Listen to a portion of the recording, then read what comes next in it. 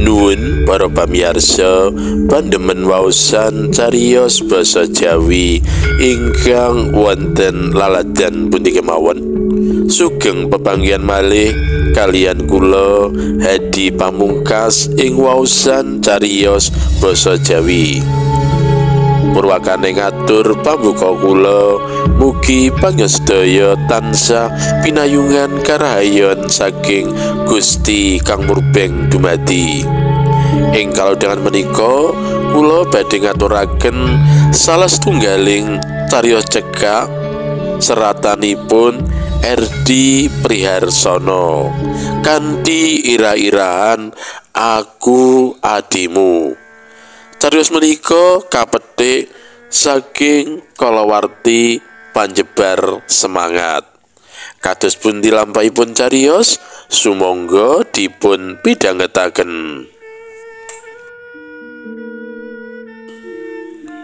Hawa seger mangsa rendeng esuk kuwi kaya-kaya nyengkuyung para among tani anggone sengkut makarya. Swasana sawah wiwit ngulet, ana sing mluku ndawut tandur lan saperangan mopok galengan. Lasdi uga ambyur menyang sawah kawit srengenge durung mlethek. Nanging esuk kuwi pikirane Lasdi lagi putek. Tekane kakange Lasda sing dadi sebabe. Tekane kakange mau bengi njalari Lasdi keronto-ronto. Ceritane seminggu kepungkur lumantar layang Lasdi sambat duit marang Lasda. Surasane nempel 500.000 wae. Wusanane mau bengi Lasda mara. Wis mataun-taun Lasda ora sambang menyang omahe adine iku. Nanging tekane Lasda mung sedelok. Aku ora ndek dhuwit nggo ngrewangi kowe. Golek dhuwit saiki angel. Kowe ra wis gedhe tuwa ta, kudune sengkut makarya amrih entuk dhuwit. Ujare Lasda malah semu nyrengeni. Aku ngerti, Mas. Aku ya wis sengkut makarya. Nanging sawahku bobrok kena sundep. Aku butuh modal, Mas. Sambate Lasdi. Iki ana dhuwit 50.000. Dienggo apa to apa kono? Ujare Lasda sawise amem sedelok. Wiwitane Lasdi mangu-mangu, nanging wusanane dhuwit kuwi ditampani. Dene Lasda nuli klepat lunga tanpa pamit. Lasdi nlongso ing atase kakange kuwi wong sugih kok mung menehi dhuwit adine 50.000 rupiah. Lelorone pancen sedulur tunggal bapa biyung, nanging nasibe beda. Sawise nampa warisan welasan taun kepungkur, Lasda ngedol sawah sing dadi jatahe nuli boro menyang kutha saperlu mujuti niate dadi penyanyi. Karang kawit isih enom Lasda duwe bakat nyanyi. Dene Lasdi pilih tetep ana ngomah nggarap sawah sing dadi jatahe. Sajake uripe Lasda ketrima ing kutha, dheweke kasil nggayuh idam-idamane minangka penyanyi kaloka. Omah mentereng lan mobil mewah wis dinduweni. Dene Lasdi tetep urip prasaja saka asiling olah sawah. Nanging akhir-akhir iki tandurane Lasdi keserang ama, wiwit sundep, wereng, walang sangit nganti tikus gilir gumanti ngrusak parine. Jroning kahanan sing kaya ngono mau, sekawit Lasdi isih duwe pangarep-arep marang kakange. Nanging jebul Lasda ora duwe rasa welas marang dheweke. Atine Lasdi cuwa, nanging dheweke mupus marang kahanan. Geni ya kowe memikir wetengmu dhewe, Mas. Geni ya kowe ora duwe kawigaten marang adimu sing lagi cintraka iki. kebiaring bondo wis njalari mripatmu blereng Mas. Kowe wis lali marang dina-dina kawuri nalika awake dhewe isih bocah lan mecaki urip bebarengan kanthi rukun. Panelongsone Lasdi sajroning ati. Apa kowe isih duwe adi sing rupane kaya Sukrasana iki? Pancen rupaku orang ganteng kaya kowe.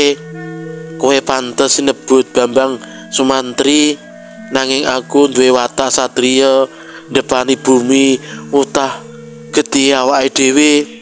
Ah Kang, kowe mesti wis lali karo dawuhe swargi bapak lan ibu menawa urip kuwi kudu rukun karo sedulur minangka sarana kanggo gayuh kamulyan. Monggo urip seduluran kuwi kudu linandhesan patang perkara. Sepisan sedulur kuwi gelem sumbang pikiran yen ana bot repote urip. Kapindho sedulur kuwi gelem urun tenaga. Katelu gelem cucul duit kanthi murwat menawa ngadepi perkara rumpil. Kapapat donga dinunga ing antarane sedulur. Patrape Lasda miturut Lasdi wis cengkah karo patang perkara kuwi. Belas ora ana kawigaten marang adi lan ponakan-ponakane. Dumeh wis sukses sugih. Yen ora gelem wewe marang adine, saora-orane menehi duit apa barang kanggo ponakan minangka rabuke paseduluran. Lasdi gemerembeng cuwa. Sejatine Lasdi pengin nyuntak panelongsone mau marang Lasda, pengin crita bab paseduluran sing didasari rasa tresna asih, pengin ngrunce rasa guyub kaya nalika isih padha-padha umbelet biyen, pengin ngeling-eling melakon urip rukun nalika bapa biyung isih sugeng. Kowe isih enom, becike ya ngalah wae. Ngalah kuwi luhur wakasane. Kowe wae sing mara menyang omahe Lasda. Pituture Lek Jarwo tanggane tunggal pager. Lah ning yen kula medhaya ngrika mesti mboten nate dipaelu Jek Lek. Kang Mas kula rak tiyang sugih, kula mung bala dupak. Aja sumelang kadidine dulur enom. Kowe kudu sregep sambang menyang omahe masmu. Yen kowe asring sambang, Istingara bakal sambung. Yen wis sambung, kakangmu mesti sumbang, ucape Lek Jarwo.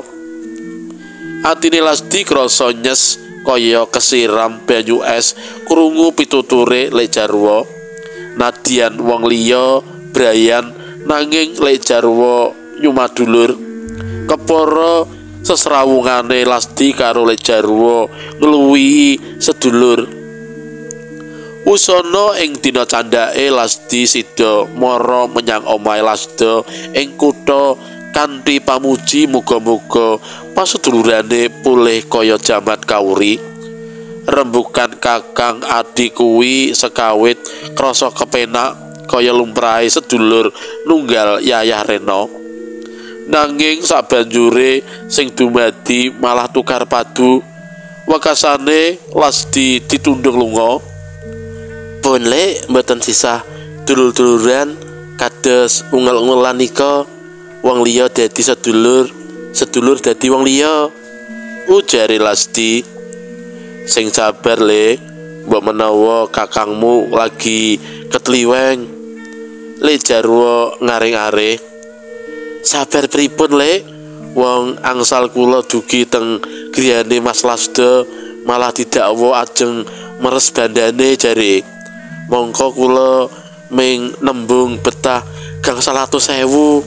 Mangke menawi sampun gadah rejeki ajeng kula sahur. Kula nek mboten kepaksa nggih mboten ajenge njaluk kok Lek. Lah ning kok kula malah diundamana mboten kanten-kantenan, diunen-uneni pedes. Pun luwih becik duwe sedulur prasaja ning lomo tinimbang dulur sugih ning betiti. Ya sing gedhe atimu, sepisan maneh kowe kudu sabar Lek.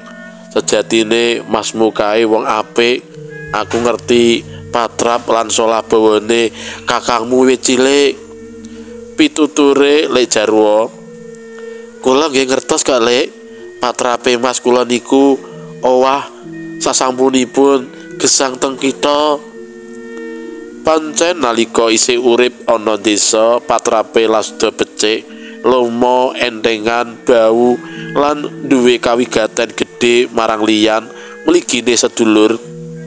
Nanging sawise urip ing kutha lan dadi artis kondang, slogane ngowah-owahi, ora tau maneh tetulung marang liyan. Sing ana mung patrap mikir awake dhewe lan mburu bondo donya. Lali menawa kamulyan sing dirasakake saiki kuwi ora uwal saka donga pamujine sedulur-sedulure. Dina-dina terus lumaku, Lasdi gluprut lendut makarya ing sawah saben dina. Lasdi wis kenceng tekate bakal ngolah sawahe kanthi sengkut dimen asile bisa tumanja. Ora perlu njagake sedulur, ujare sajroning ati. Sawijining dina Lasdi krungu kabar yen kakange lagi opname ing rumah sakit. Ati cilike pengen ngendangi, nanging piye yen mengko tangkepe ora grapyak. Batine Lasdi mangu-mangu. Nanging wekasane Lasdi budal menyang kutha. Perkara diundamana maneh dening Lasda, dipikir mengko sing baku ngendangi dhisik. Tumekaning kamar rawat inap, Lasdi nyawang kangmase. Praupane Lasda katon pucet, sorot mripate aclum. Ya, kaya ngene iki kahananku saiki di. Sambate Lasda alon. Pranyata Lasda nandang leloro abot, kena gagal ginjal. Dalan kanggo ngusadani amrih bisa pulih seger waras mung siji, cangkok ginjel. Yen ora enggal oleh donor ginjel, uripe Lasda bakal kukut. Mongko sapa wong gelem donorake ginjele ing kahanan waras wiris? Lasdi nyaket kanthi tumemen dheweke kandha. Aku adikmu Mas, apa wae bakal tak lakoni kanggo keselamatanmu. Matur nuwun Yati, apuranen tumindakku sasuwene iki sing ora aweh kawigaten marang keluargamu. Suarane Lasda gemeter amarga trenyuh. Lelorone paham operasi cangkok ginjal mono risikone gedhe banget.